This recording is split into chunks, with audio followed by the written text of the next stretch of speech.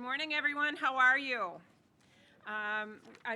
My name is Maura Murrahy. I've been a CFA Chicago member since 1984, which is a very long time. I've been a proud member of the team leading the Research Challenge for the past 9 years. I'd like to introduce my colleague, Deb Cook.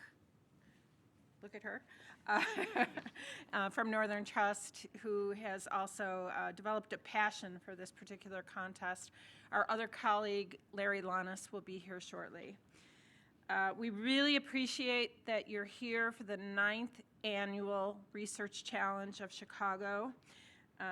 Since 2011, our society's local competition has grown from 4 teams to 12 teams, and we're very, very proud of that. The CFA Research Challenge offers students a unique opportunity to learn from CFA's leading experts and to compete with peers from the world's top finance programs. This annual educational initiative promotes best practices in equity research among the next generation of analysts through hands-on mentoring and intensive training in company analysis and presentation skills. We kicked off our CFA Research Challenge this year thanks to Kylie Rollins, who's the investor relations contact for our chosen company, ULTA. At the start of this year's competition, we had 12 teams submit papers, and there will be 9 teams presenting today. There will be half in the morning and half in the afternoon. I would like to introduce you to today's judges. Judges, we really amazingly appreciate each and every one of you. It's a full day off your work. We realize that this is a great call on your time, and we are truly, truly grateful. I'd like to introduce Joe Borman from Fitch Ratings. Hey, Joe. Aaron Lash from Morningstar. John Leo from Northern Trust, Alan Meter from Duff & Phelps, and Kwasi Smith from William Blair. So we have like 5 amazing Chicago institutions represented on our judging panel today. They are all experienced analysts and portfolio managers, and they have heard more pitches from analysts than you can count. Before we move forward to the morning presentations, I need to share some housekeeping items with you, and these are new, so please pay attention. The CFA is bound by professional ethics, and everyone participating and attending this event today will be held to the same ethical standard. There is absolutely no communication with the presenting teams during the day-long competition. Put away your cell phones. Got it? Audience members are not allowed to text or email students that are participating in the competition. Because all teams are analyzing the same company, there cannot even be the perception that teams are waiting to present are getting information on the teams that are right now here in the theater. And they cannot get indications of the questions that the judges are asking. We understand the need that you need to use your devices for business and ask that you step outside of the auditorium should the need arise. Students will be asked to avoid using cell phones, laptops, or tablets until after they compete. So with that, we are going to start the competition. And welcome.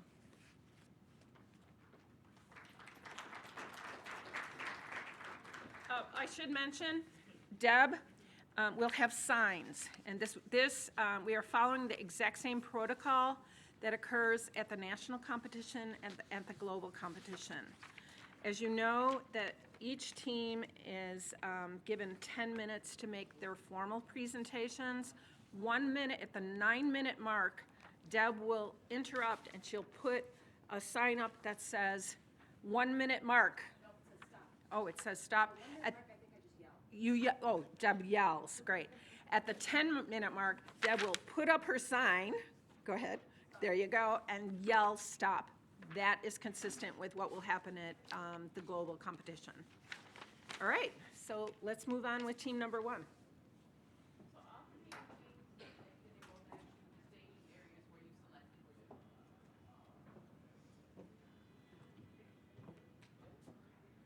There might be a 1 minute. This is all I got.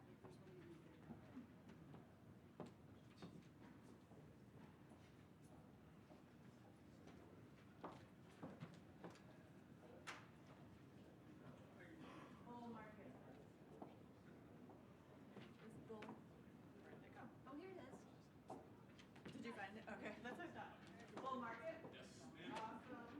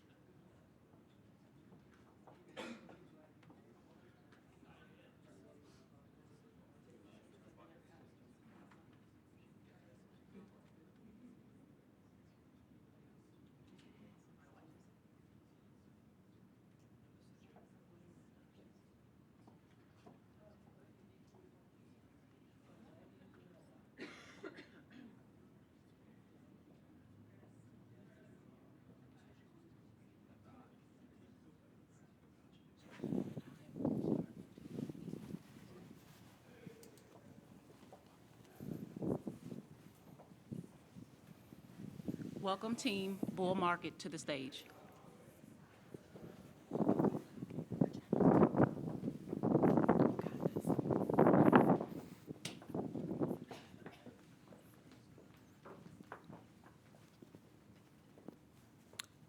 Hello everyone, I'm David.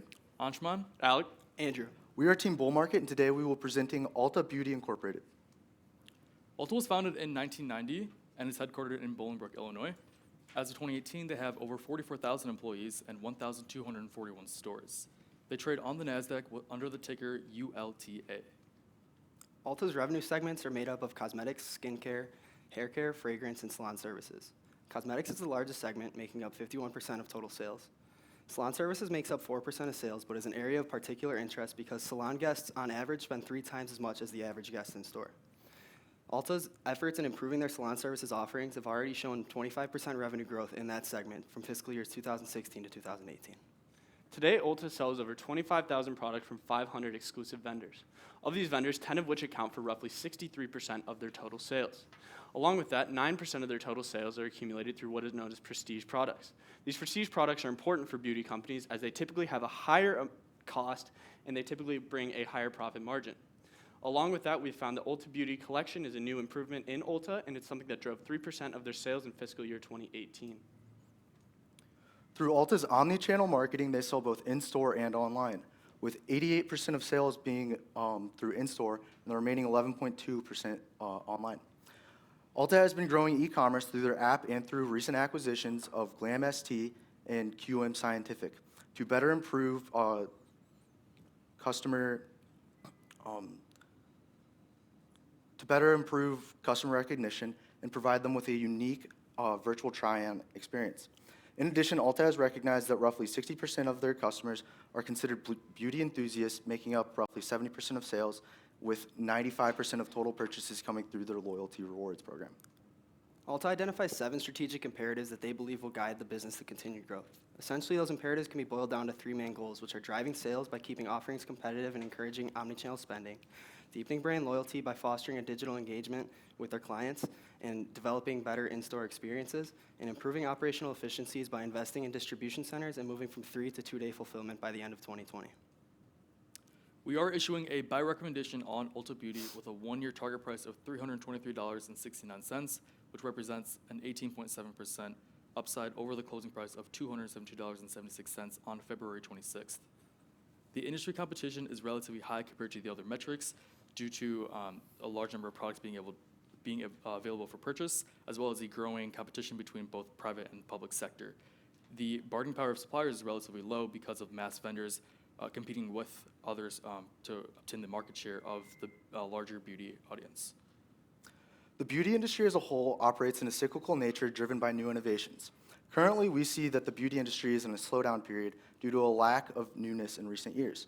However, we still view ULTA as being positioned to perform well. Since roughly the turn of the century, sales in the beauty industry have been growing at a constant 5.3% year over year.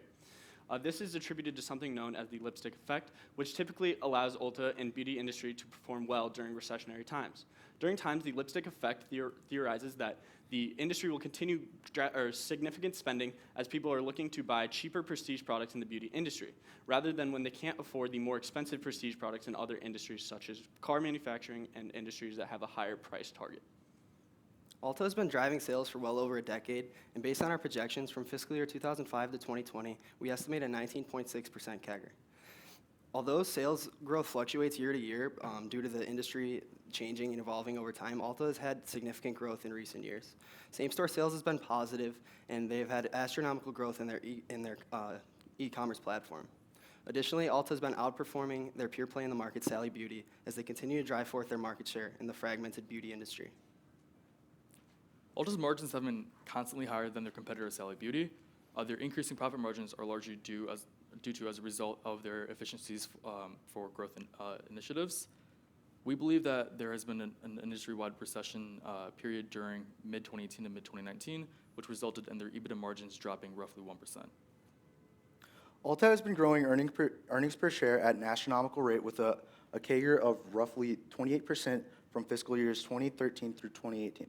We expect earnings per share growth to continue as ULTA continues to grow earnings and continues their share repurchasing program. Capital expenditures reached an all-time high in fiscal year 2017 as ULTA opened the most stores that they'd ever opened in a year.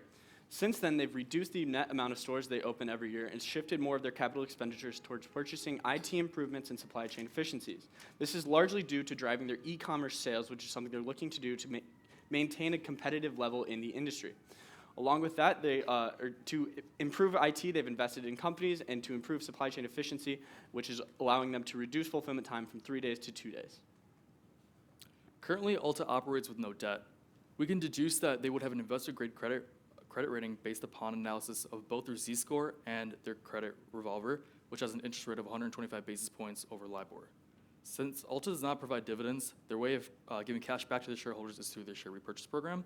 As of 2019, they have purchased $127 million more in shares than 2018.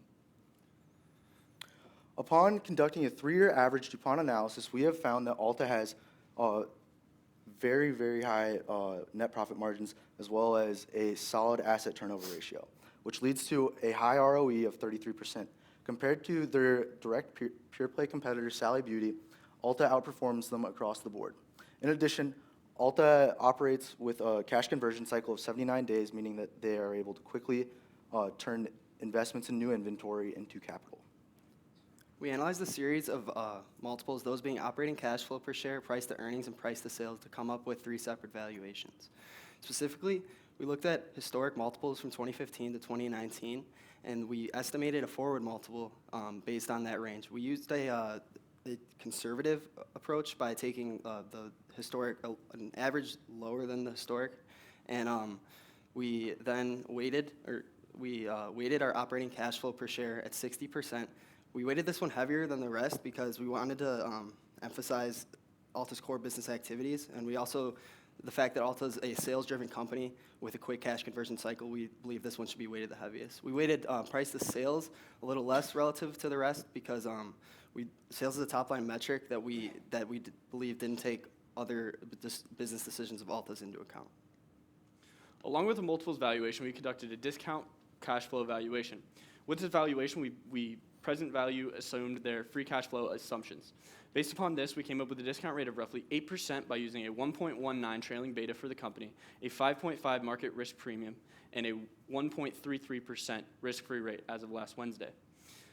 Along with that, we came up with a 2.5% terminal growth rate, which we believe will accurately display a conservative bet on what ULTA's growth will be for the future to come.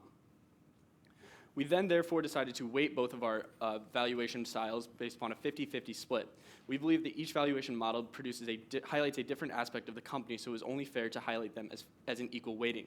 This came up with a price target of $323.69, which was an 18.7% upside from Wednesday's closing price.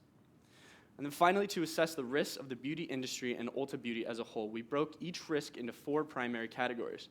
Of these 4 primary categories and individual risks, we then assess the probability and impact that the risks would have if they were to be exposed to ULTA. A pressing risk in our view is ULTA's low ESG score. MSCI has graded them a 3.3 out of 10, which is relatively low in relation to their specialty retail peer group.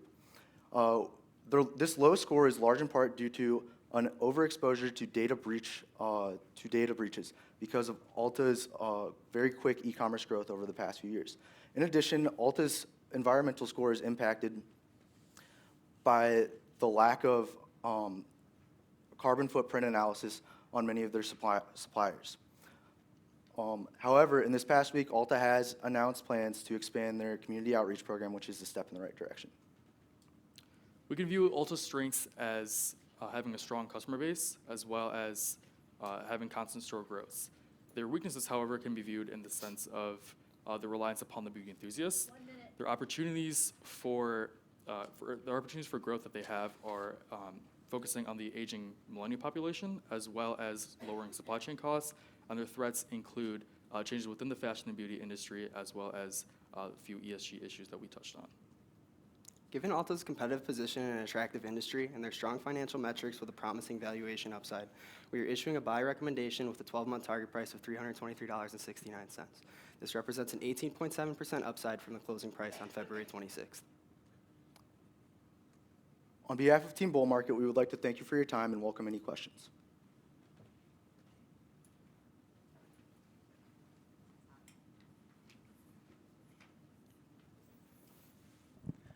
Thank you very much for your presentation.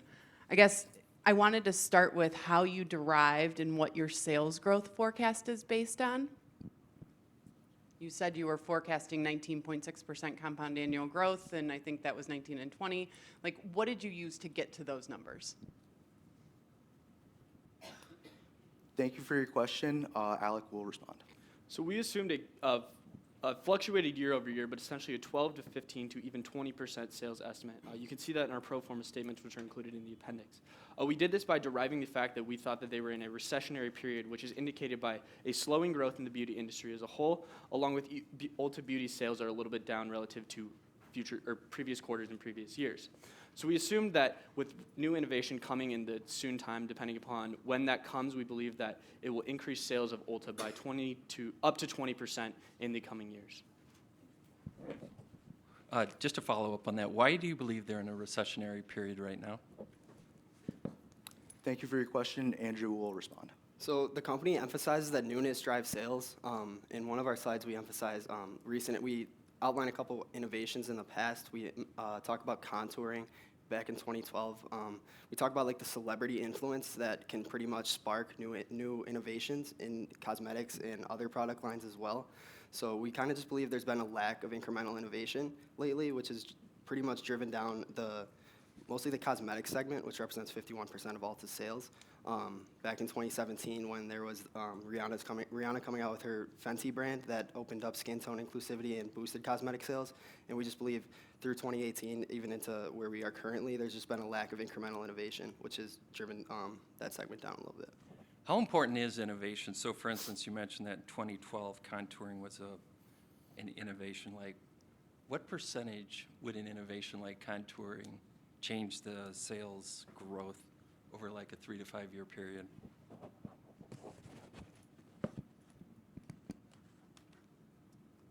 Thank you for your question. Alec will respond.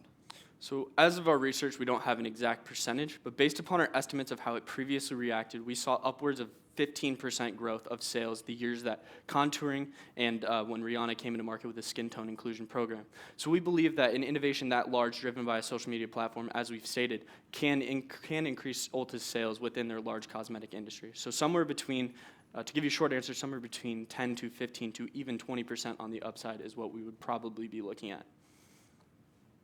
Thank you for that response. Can you just talk to me about the growth algorithm and how I should think about Ulta?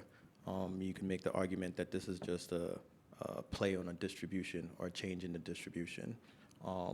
Retail disintermediation, we're seeing a lot of department stores losing traffic and Ulta is gaining definitely at their expense. But how should we think about the growth algorithm? And then when you're thinking about the long-term earnings power of the business, what does that imply for market share?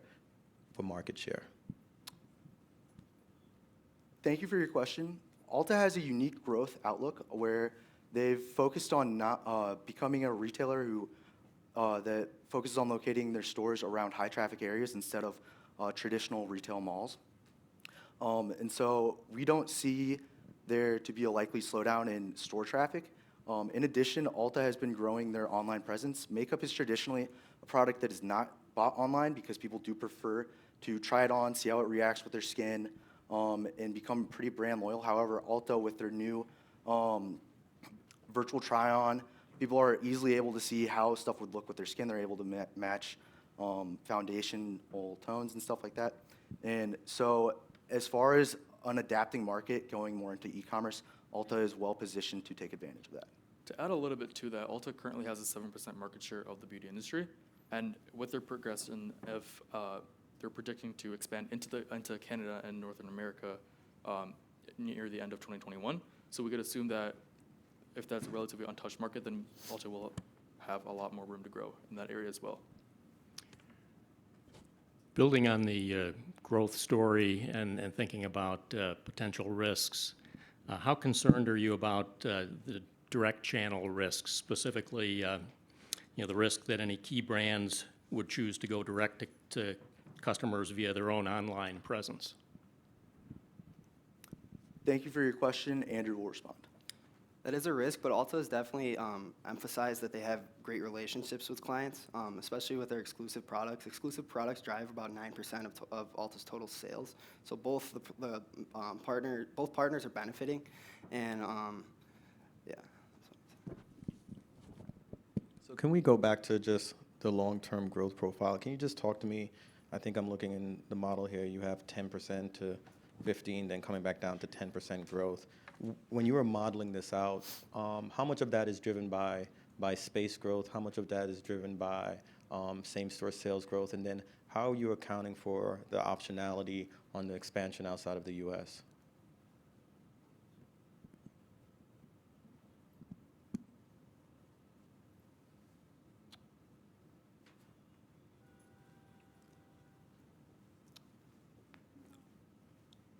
Thank you for your question.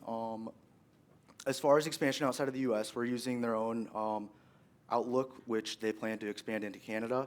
Currently, they don't plan on expanding into Europe, Asia, South America, and we view that as being pretty good because Canada seems like a relatively conservative play.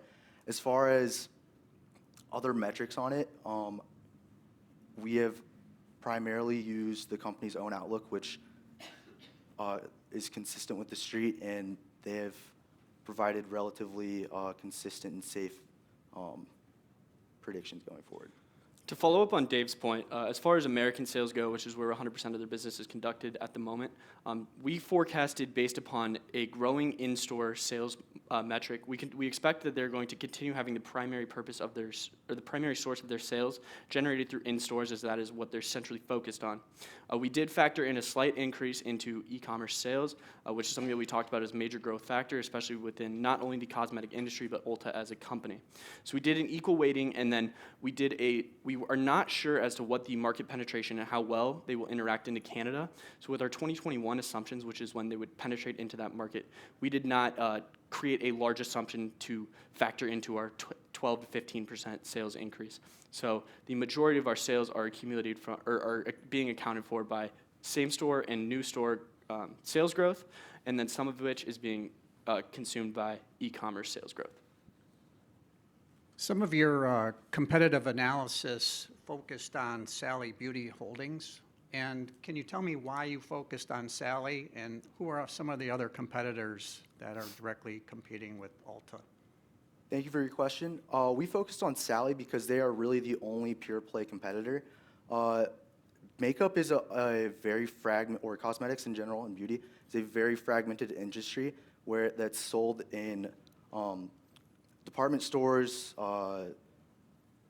grocery stores, and everywhere in between. Sally is really the only pure play that only has makeup on their makeup and many of the different services that Ulta provides on their top line.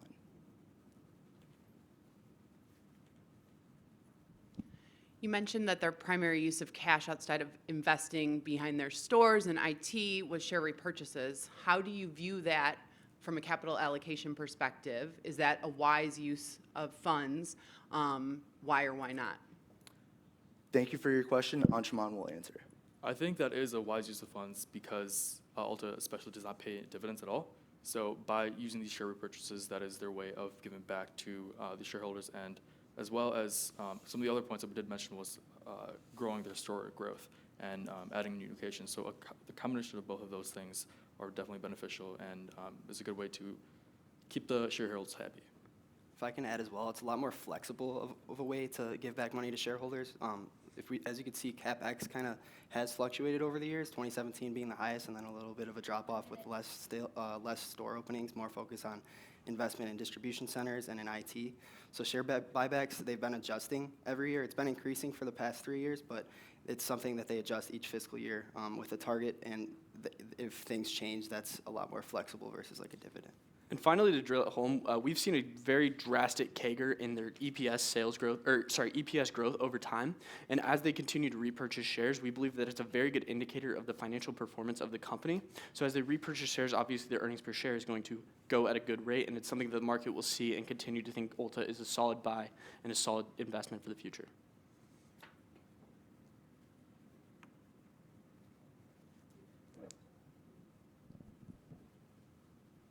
What changes has the company made in the past several years to really move that bottom line number up so much?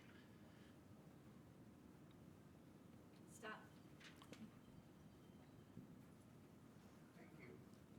Thank you. Thank you very much. Thank you.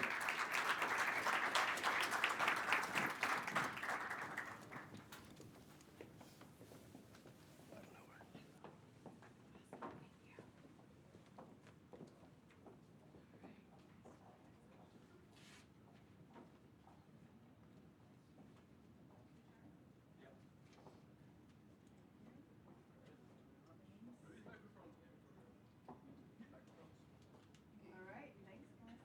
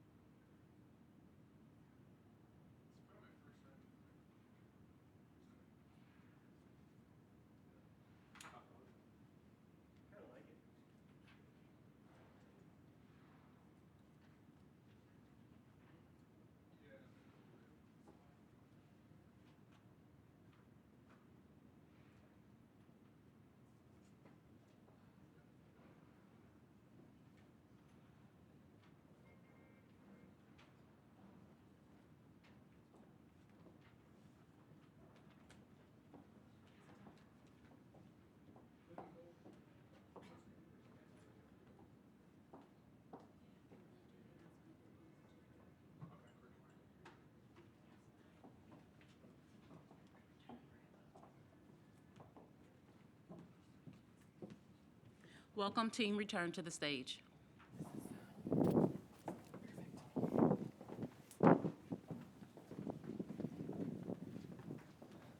Morning.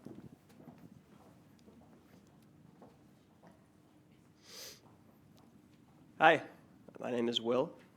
My name is Ron. This is Hugo here. This is our ULTA presentation. Now, our investment thesis is that ULTA is a buy right now at the target price of $350 for the next 12 months. Now, reasoning for this are strong financial performance in the past, new product innovation right now, and a shift to skincare cosmetics rebound. So our price target is $350 for the next 12 months, and we utilize the results from two valuation methods, RP valuation, our discount cash flow valuation. So our discount cash flow valuation gives us an intrinsic value of ULTA Beauty at $347, and it also shows us that there's a 18% earnings per share growth next year, and the earnings per share is $14. And the next slide, please. So this is a historical absolute PE chart for ULTA Beauty. If we look at the bottom of the chart, last time when the company enjoyed a 18% earnings per share growth, the market paid around 25 times PE multiple.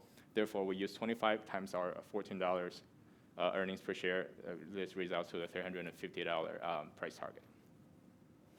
So again, the first main reason why we're justifying a buy rating is they have very strong financials. We've broken their strong financials into three main sections. First, they've been able to generate a robust cash flow. They have a very unique cost of goods sold structure. And then last but not least is their earnings strength.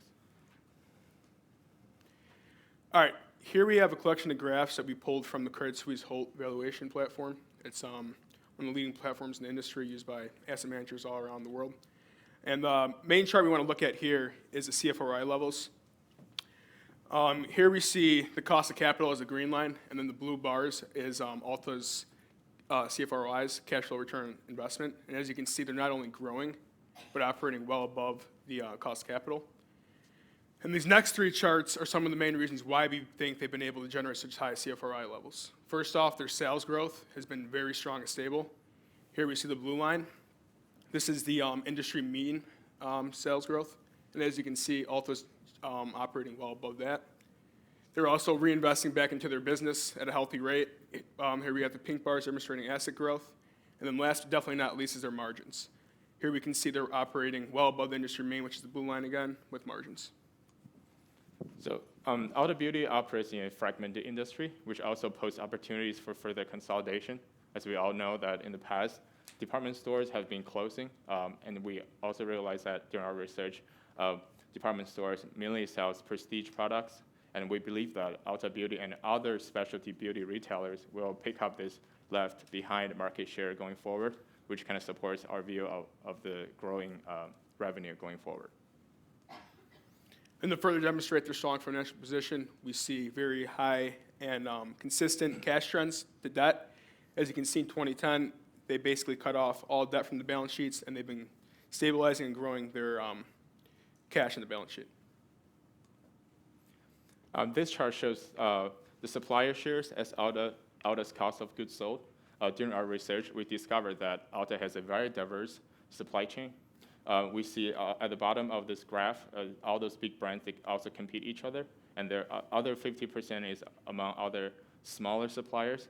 And we believe that ULTA Beauty has a great pricing leverage over their suppliers because they all compete with each other. And ULTA enjoy this global supply chain also allow the company to hedge risks such as like tariff, natural disasters, because they shop globally. And the diversity in supply chain also allows the company to attract more customers because as the cyclicality of each brand goes, customers can pick and choose from different brands. And this sourcing the products from this diverse suite of suppliers also like decrease the risk of market cyclicality, as I mentioned earlier. So consistently, ULTA has also beaten their earnings reports. So as we see here, the past 6 quarters, besides quarter 2 of 2019, they have impressively beaten the earnings that they that have been put on them for past. And so, in this quarter, as we've seen, there a big reasoning for that was kind of a lack in the new product area, which was more of an industry thing, but also Ulta specifically this quarter, the CEO, Mary Dillon, said that they had some trouble with new products. But as of right now, that's not an issue, and that's our second point right here. Their new product offerings have been very strong lately and look very strong in the future. So specifically, per their 10K, we understand that newness drives roughly 25% of their company growth. That's not just an Ulta thing, that's really an industry-wide thing. And right here, we've got, upcoming fiscal year, plenty of big name launch dates, and we know big names and really drives this industry. We've got Ariana Grande, Kylie, the Kardashians, very famous, very well-known, strong brands. We also have Sparked. Now, Sparked is somewhat of an incubator to help really develop these new products and bring these new products in the market. It's kind of a solution to the need for innovation in this industry. And a big example of a great Sparked product line is Florence by Mills, which is Millie Bobby Brown, the actress's product line. Now this is, it's vegan, cruelty-free, which kind of really speaks to a new generation of makeup users. And it's just a great example of Sparked and Ulta's initiative for innovation for new products. All right, so during our research, we also realized that among all categories, among the beauty products, skincare is a strong growth, has enjoyed strong growth in the past quarters. And we realized that Ulta Beauty is very good at utilizing those trends in the market. In the past holiday season, Ulta Beauty started this campaign to upsell their skincare products, which we realized that, and we think Ulta Beauty has a strong management, and the management is very aware of what the market is and react very swiftly. And short-term downtrend in cosmetics, we also think is cyclical. We believe that at the year end, the cyclicality of the cosmetics will come back, and then, it will come back, so it will further boost the revenue of Ulta Beauty. And also, we want to highlight that cosmetics takes up around 50% of the revenues for Ulta Beauty, and when it comes back, I think that's what shaped our bullish view of Ulta. And Ulta Beauty also have a great feature is the omni-channel strategy. So Ulta has stores, they also have a strong online sales platform, and we believe that this gives the company a unique edge to further increase their revenue. So customers can come into a store to try on the products and then go back home and order online regularly. So also, we also saw a strong growth in Ulta's online sales, and we think that if the company further carries this unique character, it will really boost the future revenue growth for the company. And also, as the company mentioned, that they will offer 2-day free delivery by 2021, and I think this will further attract people to shop not only offline but also online. And then finally, we have a high-level risk outline for you guys on Ulta. So here we see a hierarchy of risks that every company is facing in one shape or form, and we've highlighted the risks that are specific to Ulta and some unique risks that they should especially pay attention to. So first off, we have customer risk. So Ulta's very reliant on the beauty enthusiasts and the customers in the loyalty program. So something we thought of here is that with the loyalty program representing, I think it's 95% of their sales, it's very important that they protect this group and make sure all their data is taken care of, that there's no potential breaches. As we've seen in the last few years, companies like Marriott's had issues in this area, so we think they should really focus on this group and reinvest to make sure nothing happens to them. We also have a general market risk. Thank you. So Ulta is very centralized in the US. They have a lack of international reach, and then they also are exposed to the cosmetic industry at a 50% rate. So that's why we think that they should pay special attention to the markets they're operating in, and potentially seek some foreign expansion. And then the last two in the bottom left are innovation risk and partnering risk. We kind of lump these two together. So Ulta sells most of their products from their suppliers. They have a very small in-house product line. So we think it's very important that they continue exerting their leverage over these suppliers and making sure that they are in the right spot to, increase demand among their customers. And then 2 smaller risks, we have governance risk and financial reporting risk. Governance, we found that Alta has pretty poor ESG ratings, which is growing in the industry, and that's something that investors are looking at more and more today. And then last but not least, we have financial reporting risk.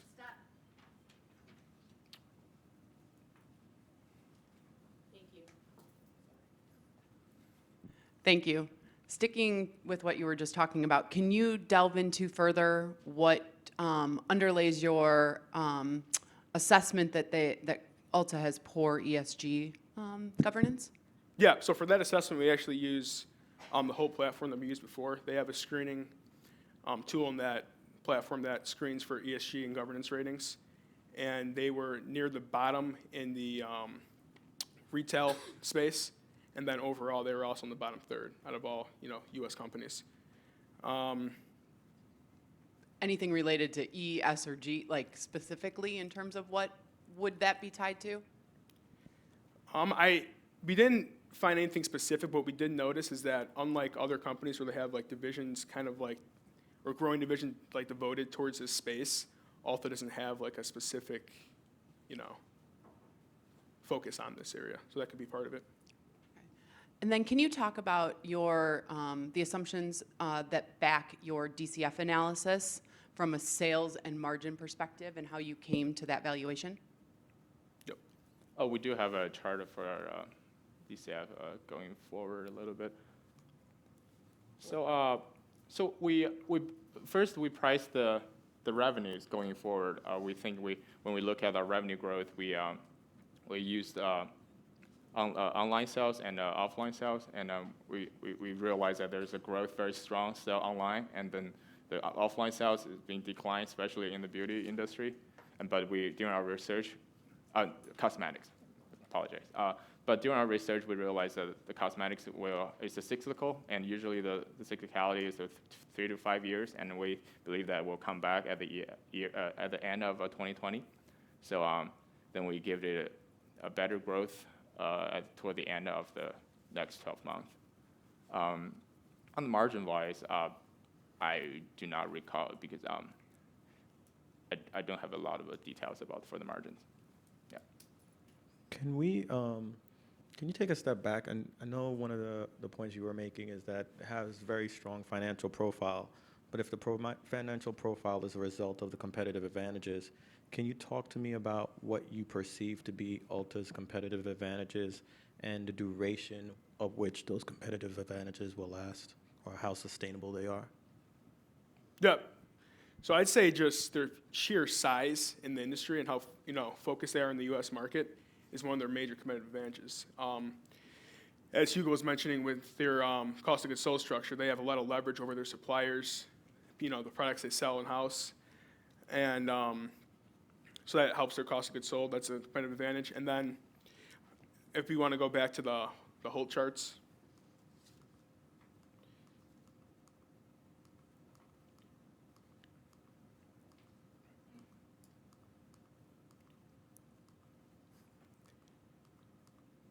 You just pass it by.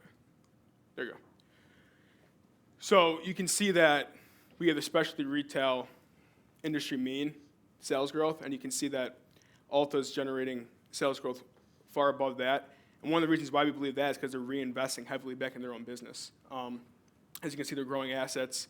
So they're very confident in the process they have in place and the stores they have, and they're reinvesting it, and that's just growing their sheer size in the market. And we really couldn't find any true, I'm not going to say like competitor, but like direct competitor to their style, like specialty, cosmetics, makeup, and have such a huge retail coverage area. So yeah, I want to add a little bit more to this. I think the omni-channel offering is a good advantage for them. Another thing is they both offer prestige and mass products, which it opens its exposure to different levels of customers, and also they keep gaining market shares from closing department stores. I think that going forward is a big advantage for Ulta Beauty. You mentioned that the industry is cyclical. So if I look at the slide here for sales growth, and under like the concept of innovation, contouring, et cetera, Where do I see innovation giving a real boost to growth over like a 2 to 3 year period? I do not have the answer on top of my mind, so. So I can kind of touch on that Yeah. a little bit. So within the market space they function in, the innovation is on a year-to-year basis. So if they lack to come out with a new product or drive demand with the products they're offering, you're not going to see the consistent sales growth. You're going to see a drop-off. So while they're not necessarily creating a new, like, expedited sales growth, just the fact that they can stay consistent in the market while you can see the industry is declining shows that they're offering new products and innovating their offerings. So on that topic, you had a slide that showed the new product considerations. Do they have exclusivities for the distribution of any of those products? They do, in some sense. For example, a lot of those brands that used to be online only and they have exclusivity offline. I think that, and for other bigger brands, they have their collaboration with the only sell certain color of the products in the Ulta Beauty store, and that's like kind of the exclusivity I've seen. Big picture, I noticed that your downside for your discount, your DCF model is 378, and your downside for your PE model is 343. Why do you think your downside is dramatically different than what we saw the downside for the price of the stock being last year at 222? What's the difference in the more negative view of the market towards the company during the last 12 months than your kind of like downside stress scenario? I think the market was focused on the lack of innovation last year. So they changed their guidance at Q2, and then I think after the third quarter last year, the market started realizing that there are a couple of factors they thought it would go down, and they changed their view on that, and I think the company just demonstrated like a better innovation And also, to touch on that, the downside was also created from the general cosmetic industry decline as a whole. And we feel that Ulta responded, especially well in over the last few quarters, promoting certain other, areas that they function in, like skincare and other products that aren't necessarily in the cosmetic industry. So we think they've kind of seen where those problems in the market bears are kind of looking at, and they've kind of shifted into different spaces, accurately. You appropriately highlighted the value of the omni-channel element of the story and the online presence, what it's done for the growth profile. Did you think at all about the risk factors of direct channel risks by suppliers moving to market directly to the client base? Yeah, we did consider that, but we also want to highlight also how Ulta has kind of like that, cemented just store brand value where you know what you're going to get when you walk into Ulta, and it's a lot easier for these suppliers to kind of just go directly to Ulta. It's already has a presence, in the retail market rather than, sell it by themselves. And we found that a lot of customers in the market aren't ready to go online for makeup. It's a very personable thing. Like, it's not just like you're trying on a shirt, it's on your face. So we kind of believe that's a little bit different in the sense that people are always going to want to go into a store and, pick up their makeup. And Ulta is also working on coming out with an online tool that allows you to try on makeup virtually. You take a picture of your face and you can try on the makeup. So they're conscientious to that too. So just to piggyback on that question, and then second question to add on. With the DTC risk, a lot of the brands are innovating themselves and have purchased visual makeup companies or digital assets in order to push it through their own channels. And similar to the disintermediation that we saw with the department stores, I guess this comes back to the competitive advantages for Ulta. How should we think about that? And then how do you think about what Ulta's market share can be in the U.S. over the long term? And then how should we think about the optionality? I think you guys mentioned this previously in regards to potential international expansion into Canada or other regions. So in regards to the market share, I think we'll keep absorbing the market share from department stores. So we have seen the department stores' performance. And the expansion, I believe that they delayed their expansion last year after the second quarter, and but we believe that North America, especially Canada, has a relatively similar structure as United States. So if they deploy the same strategy and keep growing online and offline, I think we'll have a good result. We remain very bullish on that. Yeah, and to further touch on the foreign expansion part, we saw a lot of their suppliers that were internationally located during this cosmetic headwind in the U.S. They were not experiencing the same results, overseas. A lot of their sales growth in the cosmetic industry was not affected internationally. So we think the quicker that they can expand and have an international footprint, they'll further diversify them and kind of take out the market risk because they're so central in the U.S. Thank you. Yep. Appreciate it. Thank you. Thank you. Very much.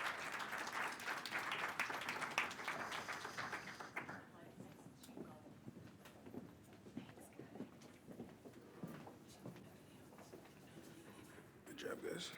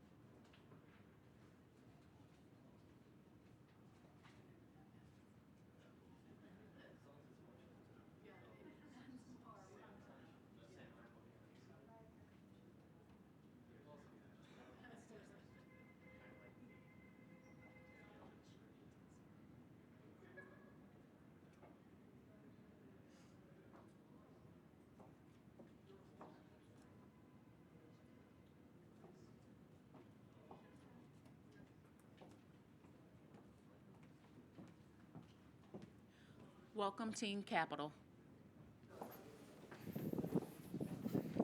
Thank you.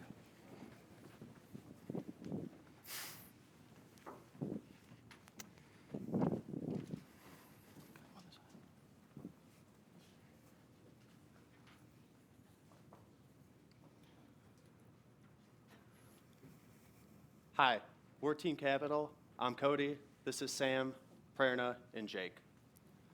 ULTA Beauty is the largest beauty retailer in the United States, with revenue categories including cosmetics, skincare, bath and fragrances, hair care products and styling tools, salon services, and other, including nail products and accessories.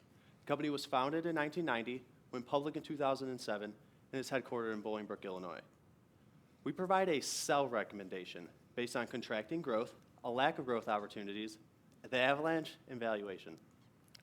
The company's strengths include a one-stop shop for beauty enthusiasts by offering a full value product range, skincare diagnostics, a skin bar, in-store hair and brow salons, and also offers a strong loyalty membership program, which represented 95% of the company's sales in 2018. The company faces competition from a range of beauty retailers who have a specialized focus, whereas ULTA Beauty's is broad.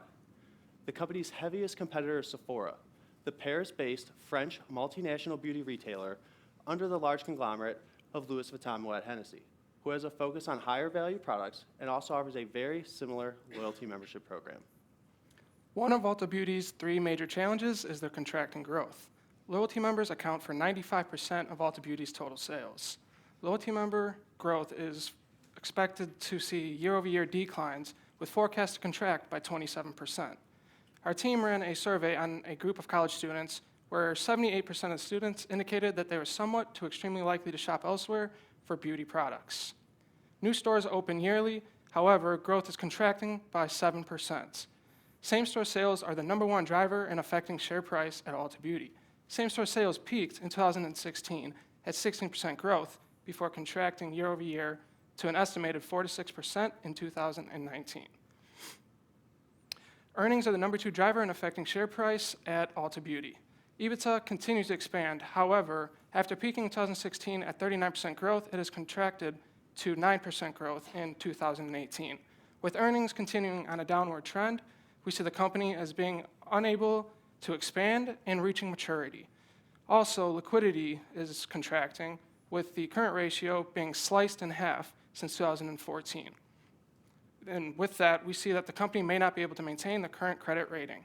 ULTA Beauty has an overall debt rating of A, which is because of operational income as a % of total sales, as well as fund flows as a % of total debt, with ratings of BB and BBB. ULTA Beauty has a Moody's credit risk rating of 6, which indicates that they're at the higher end of the medium range level of credit risk. Omni-channel spending is outpacing store-only spending by 185%. E-commerce growth is forecasted between 25% and 11%, which is contracting by 24%. We ran a usability test on ULTA Beauty, which indicates the user-centered interaction design to evaluate a company's website based off of UX standards. In the usability test that we ran, in a range from 1 to 5, ULTA Beauty had a 4.29 in comparison to 3.86 for Sephora, indicating that there's an opportunity there that they are not utilizing. 80% of ULTA Beauty sales mix consists of in-store sales, while the remaining 20% is made up of online sales as well as omni-channel sales. The retail landscape is expected to see single-digit growth rates, with the U.S. retail sales expected to contract by 5% in comparison to e-commerce growth to 2%. ULTA Beauty posted strong double-digit growth over the past decade, but we believe the company has reached maturity in its business cycle and is now faced with limited growth opportunities. Lack of innovation in cosmetics, limited plans for international expansion, and a questionable share repurchase program are all major contributors. ULTA Beauty experienced record growth in 2016 following a tailwind of innovation in cosmetics regarding contouring and a partnership with beauty behemoth Estee Lauder. This was signified by a 35% increase in price to earnings from 2012 to 2016. However, a slowdown in cosmetics due to lack of innovation since 2016 has been illustrated by a stagnant market, which makes up for more than 50% of ULTA Beauty's sales. This slowdown first came to light in a second quarter earnings call of 2019, when ULTA Beauty reported earnings that missed analysts' expectations, causing share prices to go down by 20% and forcing ULTA to slash its revenue and earnings outlook for the fiscal year. Ulta Beauty announced that international expansion is not part of their strategic growth initiative, and investor relations confirmed that the company currently lacks the necessary infrastructure in order to support such expansion. Given this, the prospects of a successful, large-scale international expansion appear dim. In addition, Ulta Beauty's 55% compound annual growth rate in share repurchases is outpacing a 29% compound annual growth rate in net income, further signaling a lack of growth opportunities. An avalanche awaits Ulta as it already begins to fall apart. There is a clear lack of growth opportunities. Ulta's record growth in 2016 is a thin veil that poorly masks the company's maturities. It shows us that, without a revolution that brings a plethora of new products, we may never see Ulta grow like that again. Moreover, Ulta lacks the infrastructure for stable international growth. Ulta faces a cosmetics slowdown. Cosmetics growth has halved to 4% since 2015. This is a huge hit to what makes up 50% of the company's revenue. Ulta has severe inventory inefficiencies. Ulta keeps inventory on hand for 522 days. This is twice as long as the industry and is the time it takes the average beauty product to expire. Ulta is doing little to combat the write-off of expired products, and it fails to keep up with the competition when selling inventory online due to an inconvenient 3-day delivery period. Consolidating competition threatens Ulta. Both specialty and general retailers have ample ability to provide beauty products and services. In an increasingly digital world, this flood of competition is overwhelming. Furthermore, the market overpunishes Ulta. Mary Kay filed a lawsuit against Ulta regarding trademark infringement of Lash Love products. A few days later, Coty obtained a 51% stake in Kylie Cosmetics, which gives Coty the power to retract Kylie from selling exclusively at Ulta due to the bad press. As a result, Ulta's shares fell by 7%. This domino effect of consequences leaves Ulta exposed to the whiplash of the market. The future keeps getting dimmer as there are disasters in progress and waiting to happen. Ulta is past its prime. Growth drivers considered for our valuation models included the Spark line, the opening of 80 new stores annually over the next 4 years, 2 new distribution centers, 100% utilization of 3 existing distribution centers, e-commerce growth as a percent of total revenue, and loyalty membership growth. Conservative growth estimates were used for the Spark line and distribution centers, while those for new stores, e-commerce, and loyalty membership were derived using historical data. We constructed optimistic and pessimistic 3-stage discounted cash flow models. The pessimistic model just assumes the company may not fulfill its desired guidance on its new initiatives. A multiple simulation and estimates model were also produced in average to generate an additional target price. Our models were weighted based on their output, which generated a price target of $268.92 with a negative 1.41% downside. We also provide a target price range with a 4% margin of error to account for variability within our models. Based on our analysis, Ulta Beauty is well suited for a leveraged buyout from a firm with a proven logistics strategy, such as Walmart or Amazon, as the company has not capitalized on its supply chain management in a dynamic and digitalized retail landscape. Even with the plethora of growth challenges Ulta Beauty is currently facing, we still believe there are several inherent risks to taking a short position in the company. New innovations in cosmetics would support their largest revenue segment. Improvements in inventory management decrease carrying costs and improve efficiency. Increases in loyalty membership growth would drive new sales, as 95% of the company's sales come from loyalty members. And a stronger focus on its online presence would allow Ulta Beauty to better compete in a highly digitalized nation. Mary Dillon has served as the CEO of Ulta since 2013. She and her executive board have contributed to a 150% increase in share value, though shares are currently 17% lower than that. Ulta follows the NASDAQ independence standards for its board of directors, which prohibit directors from being an executive or having a relationship with one. Board members are required to hold stock in the company. They serve a term of 3 years, and it is the duty of the board to fill vacancies between stockholder meetings. The board has 3 committees: audit, compensation, and nomination and corporate governance. 1 minute. Non-management directors meet regularly in the absence of management, and independent directors meet at least 4 times a year. If the chairman is ever to not be an independent third party in a decision, then the decision is taken by an elected independent lead director. Concluding, we provide a sell recommendation for Ulta Beauty. Plain and simple, the company's growth is contracting in key segments, including loyalty membership, same-store sales, EBITDA, and e-commerce. the company lacks plans to expand internationally, strengthen the Ulta Beauty collection, or focus on increasing its online sales. Additionally, the company operates in a consolidating retail environment, faces a flood of new competition, both a weakening cosmetics industry and competitive advantage, faces an unsettled lawsuit with Mary Kay, and lacks a dividend payment. Yes, we are providing a sell recommendation versus a hold due to the risks that this company faces. We are investing through the windshield, not the rearview mirror, and feel that this company's growth is already baked into the share price. Sure, the company has strong cash flows and may be bought out by another firm.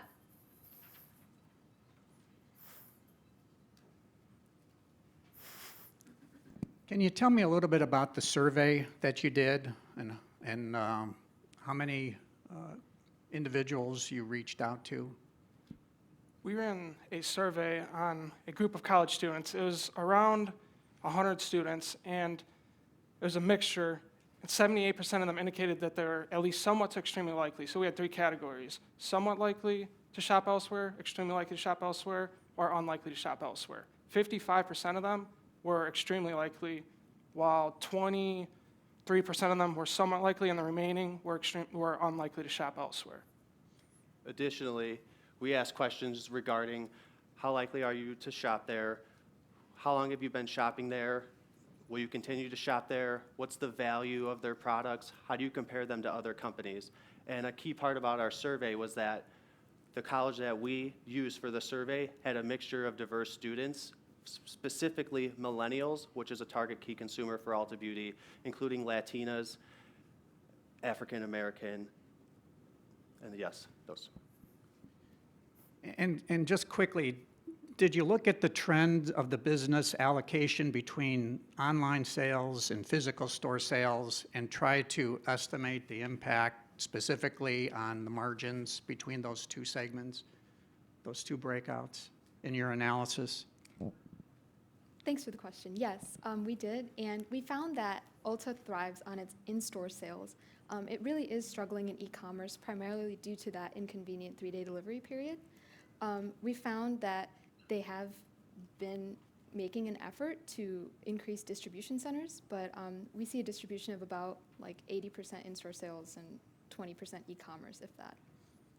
Additionally, from a margins perspective, we're seeing higher margins in store, and versus online, we're seeing tighter margins due to sales and discounts and promotional offers.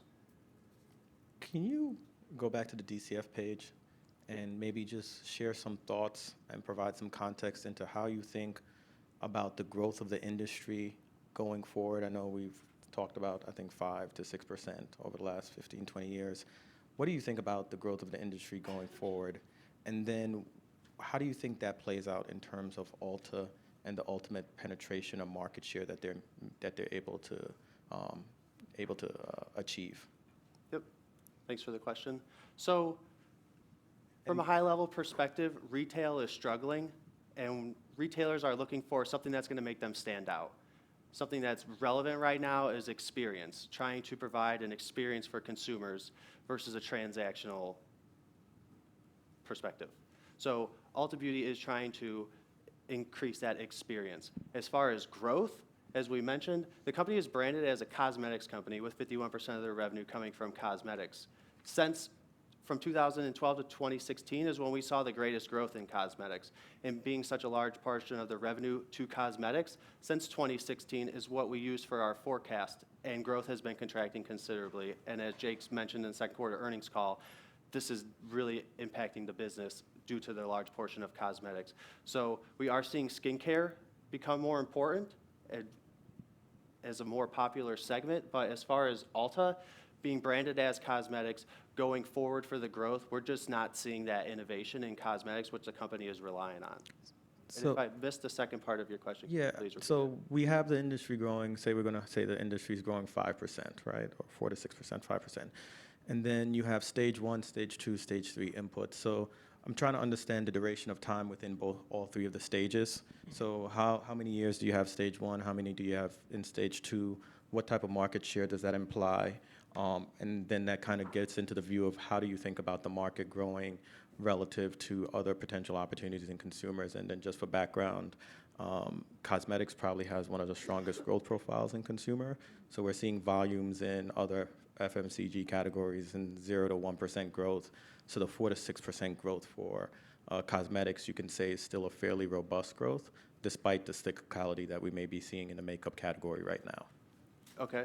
So for the breakdown of the model, stage 1 is for year 1, stage 2 is years 2 through 6, and then stage 3 is a growing perpetuity. Along this line of thinking, how many stores did you visit of the ULTA?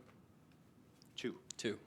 And on your slide then, where you talk about increasing competition, you show increasing competition from like Walgreens, CVS, Macy's, JCPenney's.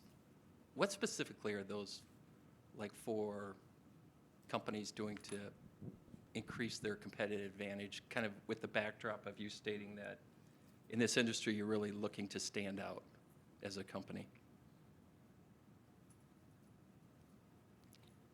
A lot of these retailers are offering a better a solution better rooted in logistics.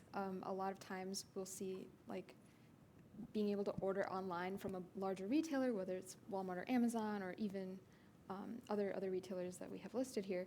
You'll see that convenience just kind of outweighs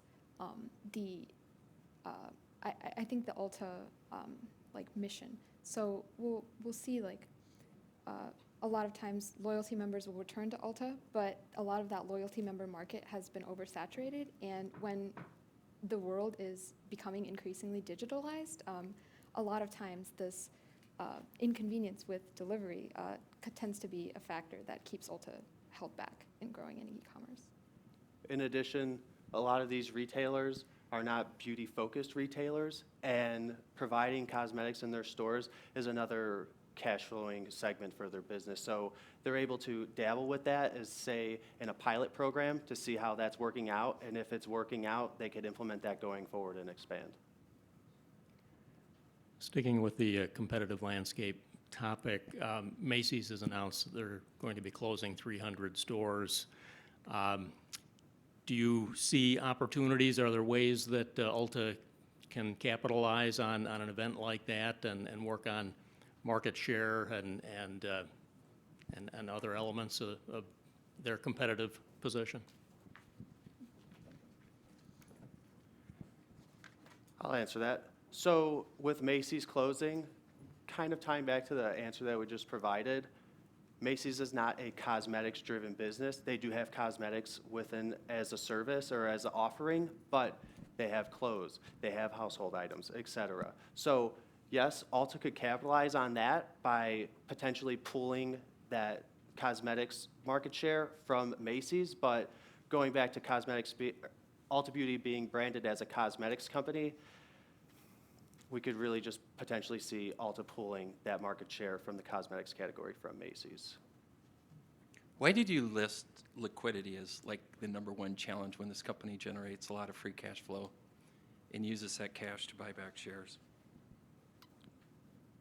So we saw the current ratio was cut in half since 2014, and the liabilities have been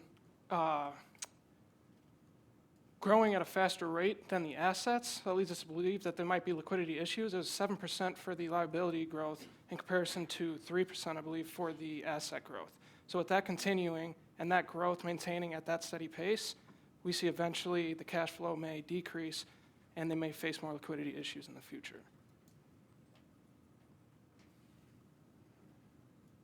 How do you view share repurchases as a use of cash in the context of your valuation? Okay, thank you for the question. So we're looking at the share repurchases as a capital allocation decision tying to a lack of growth opportunities. Not that buying shares back is a bad thing. They could be overpaying for acquisitions, but tying the share repurchases to the company and how they have this lack or exhaustive outlook of growth opportunities, that's where we're just tying it to, as the company is still growing. It's not contracting in its numbers. Growth is contracting, so the company is still growing, but we're just looking at the share repurchases as a lack of growth opportunities where they could be better allocating that capital. Whereas we think that, as we mentioned, the company doesn't offer a dividend payment, and if they did, tying that into our contracting growth, this will maybe open up another avenue for different investors to be looking at a strong cash flowing business that also offers a dividend. Because we're not really seeing the growth opportunities, and then not having that dividend is not really aligning with what we're looking for going forward. And then could you talk about your store growth forecast? I think you're modeling 80 new stores a year. Is that, Yes. is that all domestic? Or does that include international expansion to any extent? No? This is all domestic. Is there cannibalization? Can you elaborate on the cannibalization part? So they have a store footprint of 1,100, 1,200 stores right now, and they're growing at 80 a year. So are those new stores incremental to their business?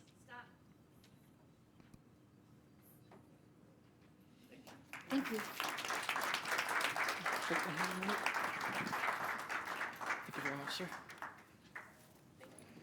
Thank you so much.